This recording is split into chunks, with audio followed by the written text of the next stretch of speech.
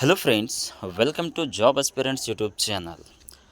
Friends, ಇವತ್ತು video ಮಾಡೋ ಒಂದು ವಿಷಯ ಏನಪ್ಪ ಅಂತಂದರೆ, ಕರ್ನಾಟಕ ಪರೀಕ್ಷಾ ಪ್ರಾಧಿಕಾರ ಕಡೆಯಿಂದ ದಿನಾಂಕ 24/11/2024 ಒಂದು ಕೆಸೆಟ್ ಪರೀಕ್ಷೆಯನ್ನು KE ಕಡೆಯಿಂದ ಕಂಡಕ್ಟ್ ಮಾಡಲಾಗಿತ್ತು. ಸೊ ಸದರಿ ಒಂದು ಕೀ ಆನ್ಸರ್ಸ್ ಕೂಡ ರಿಲೀಸ್ ಆಗಿದೆ ಮತ್ತು ಪರಿಷ್ಕೃತ ರಿವೈಸ್ಡ್ ಕೀ ಆನ್ಸರ್ಸ್ ಕೂಡ KE ಕಡೆಯಿಂದ ಆಲ್ರೆಡಿ ರಿಲೀಸ್ ಆಗಿರತಕ್ಕದ್ದು. ಸೊ ಇವಾಗ ರಿಸಲ್ಟ್ ಕೂಡ ಆಲ್ರೆಡಿ KE ಕಡೆಯಿಂದ ಒಂದು ರಿಸಲ್ಟ್ ಕೂಡ ಅನೌನ್ಸ್ ಮಾಡಲಾಗಿದೆ.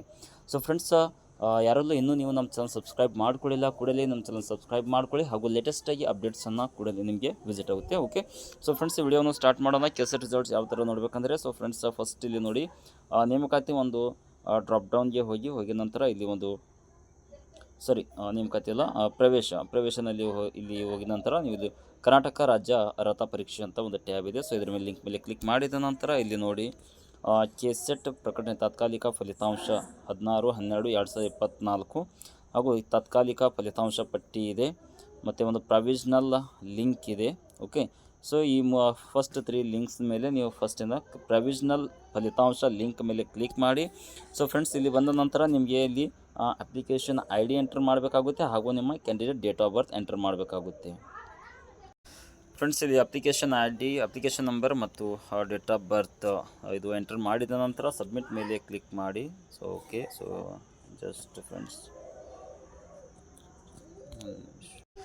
ಸೊ ಫ್ರೆಂಡ್ಸ್, ಇಲ್ಲಿ ಕೆಳಗಡೆ ನೋಡಿ, ಸಬ್ಜೆಕ್ಟ್ ಬಂದುಬಿಟ್ಟು ಕಂಪ್ಯೂಟರ್ ಸೈನ್ಸ್ ಆ್ಯಂಡ್ ಅಪ್ಲಿಕೇಶನ್ ಇದೆ ಮತ್ತು ಕ್ವಶನ್ ಪೇಪರ್ ವರ್ಜನ್ C1 ಹಾಗೂ ಇದರಲ್ಲಿ ಕರೆಕ್ಟ್ ಆನ್ಸರ್ಸ್ ಬಂದುಬಿಟ್ಟು ಔಟ್ ಆಫ್ 100 ಕ್ವಶನ್ಸಿಗೆ 24 ಕ್ವೆಶನ್ಸ್ ಏನಿದೆಯಲ್ಲ ಕರೆಕ್ಟ್ ಆಗಿರ್ತವೆ.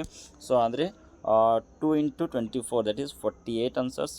ಇದು ಪೇಪರ್ 2 ಸ್ಪೆಸಿಫಿಕ್ ಪೇಪರ್ ಮತ್ತು paper 1 version code B1.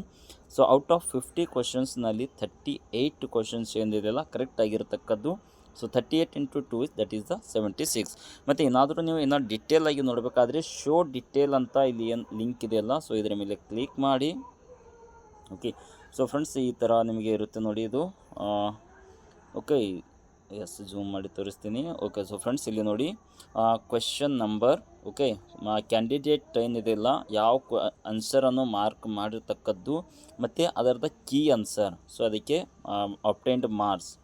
Okay, so ಈ ಥರ ಏನಿದೆಲ್ಲ ನೀವು ಫುಲ್ಲಾಗಿ ನಿಮ್ಮ OMR ಶೀಟ್ ಜೊತೆ ಕಂಪೇರ್ ಮಾಡ್ಬೋದು ಫ್ರೆಂಡ್ಸ್. ಓಕೆ, ಎಂಟಿ ಇದ್ದಿದ್ದು ರಾಂಗ್ ಇರ್ತಕ್ಕದ್ದು, ಸೊ ಕರೆಕ್ಟ್ ಇದ್ದು ಸೈಡಿಂದ ಮಾರ್ಕ್ಸ್ ಎಂಟರ್ ಮಾಡಿದ್ದಾರೆ. ಈ ಥರ ನಿಮ್ಮ ಸ್ಕೋರನ್ನು ನೀವು ವೆರಿಫೈ ಮಾಡ್ಕೋಬೋದು. ಓಕೆ, ಸೊ ಫ್ರೆಂಡ್ಸ್, ಇನ್ನು ಕಟ್ ಆಫ್ ಬಿಟ್ಟಿಲ್ಲ ಫ್ರೆಂಡ್ಸ್, ಜಸ್ಟ್ ನೀವು ಅಪ್ಟೆಂಡ್ ಆಗಿ ತೆಗೊಂಡಿರುವಂತಹ ಮಾರ್ಕ್ಸ್ ಅಷ್ಟೇ ರಿಲೀಸ್ ಆಗಿರತಕ್ಕದ್ದು. ಓಕೆ, ಸೊ ಫ್ರೆಂಡ್ಸ್, ಇವತ್ತಿನ ಇದೊಂದಿಷ್ಟು ಮಾಹಿತಿ ಇದೆ. ಮತ್ತೆ ಭೇಟಿ ಆಗ್ತೀನಿ ಹೊಸ ಅಪ್ಡೇಟ್ಸ್ ಜೊತೆ. ವಿಡಿಯೋವನ್ನು ಇಷ್ಟವಾದರೆ ಲೈಕ್ ಮಾಡಿ ಹಾಗೂ ನಿಮ್ಮ ಫ್ರೆಂಡ್ಸ್ಗೆ ಶೇರ್ ಮಾಡಿ. Thank you.